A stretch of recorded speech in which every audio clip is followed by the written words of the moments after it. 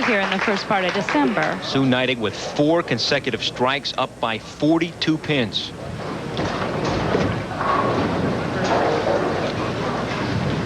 Wendy in a deep hole here if she's going to defend that title, or at least have a chance to move on to defend that title.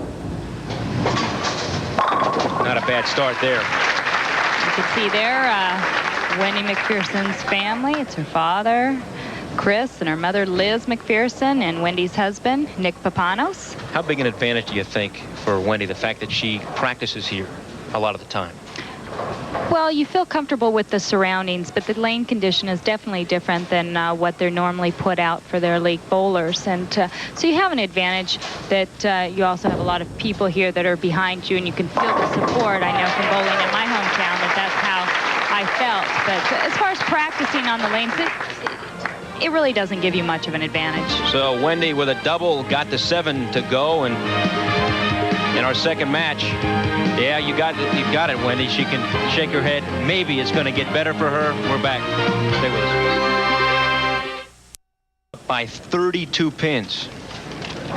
Working on 4 consecutive strikes, wants to continue striking. No better way to put pressure on your opponent. Does not want to let up. This is a player who has never finished higher than 32nd on the money list. Strike. On the right-hand lane, number 20. She's up by 42 now after 6 frames for her. Well, when Sue bowled here in 1989 on the telecast, she actually lost to Donna Adamek 195 to 179. So just by score so far, we can see that she is relaxed. She's going to throw a very big game if she keeps on marking. She doesn't really even need to continue striking. She'd be in the 230 range. Trying to make it 6 strikes in 7 frames.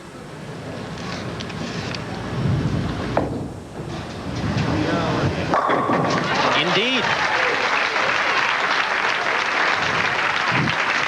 52-pin deficit now for Wendy Macpherson.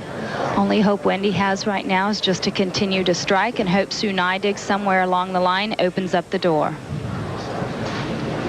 See there, Wendy Macpherson's average so far this year, 209. Pretty shot, slaps out the 10. Wendy herself has had 3 consecutive strikes,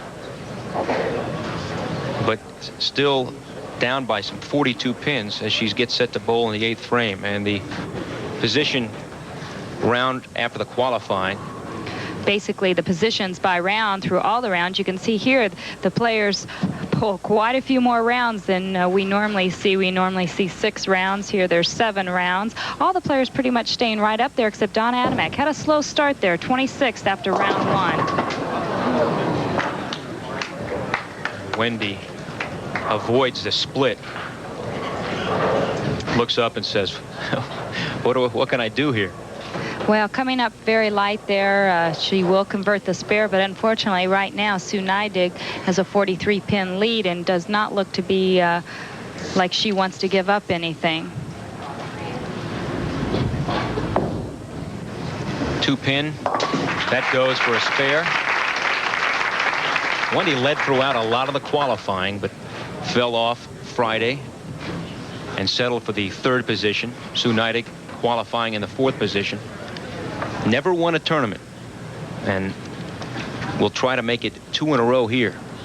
Well, Sue-Neidig was also very surprised by having the injury to her finger. She was unable to put much practice time in, and when you come out and you compete on a national level without very much practice time, and you do extremely well, it always surprises you. So sometimes that subconscious takes over. And extremely well may be an understatement. 7 strikes for Neidig in 8 frames. Right now shooting basically at a 290 pace if she were to continue to strike and throw the next 4 of them. 53-pin lead. Match is over right now. Wendy Macpherson really can only shoot 227. Sue-Neidig could open both frames and still do better than that, but she doesn't. Not much emotion. Oh, we saw a smile. How about that? 8 out of 9 for Sue-Neidig. We don't want to forget she left that soft 7-pin there in that first frame. Just a little more turn on the ball, she might have been able to knock it out, and we might have seen ourselves a perfect game. Kind of indicative of how it's gone for Wendy, missing the pocket right there. Wendy pretty much knows it's over at this point in the match. She's just going to get up. She finishes fourth. She takes home $5,000. It's a good pay week for her. A disappointing loss, so that she was unable to really defend her title and get into that title match. Trying to convert the spare. Leaves the 10-pin. Sue-Neidig, best ever performance on television. She'll go on. And when we come back, Leila will talk with Dana Miller-Mackey, who's in the #1 position. Stay with us, everybody.